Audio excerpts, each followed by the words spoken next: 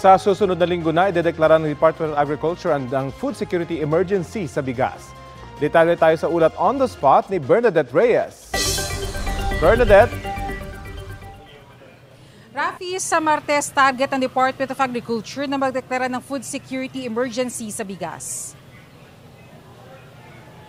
Katatanggap lang ng Department of Agriculture na resolusyon mula sa National Price Coordinating Council na humihimok sa kagawaran na magdeklara na nito. Sa pamamagitan nito, marerelease na ng National Food Authority ang bigas mula sa mga warehouse nito at makakabili na ng palay mula sa mga magsasaka. Makakatulong din daw ang pagbenta ng 300,000 metric tons na bigas para bumaba pa ang presyo sa mga pamilihan.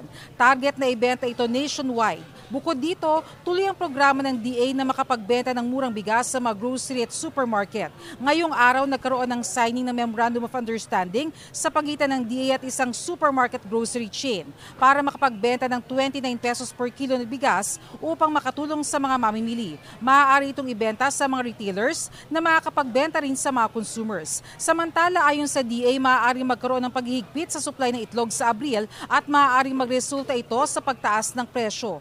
Kailangan daw ng pakikipagtulungan sa mga stakeholders para makapagpasok ng mga paitluging manok sa bansa.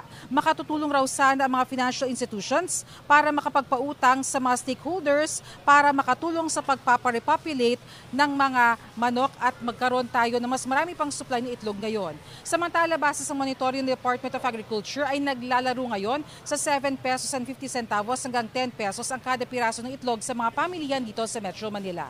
Rafi? Maraming salamat, Bernadette Reyes.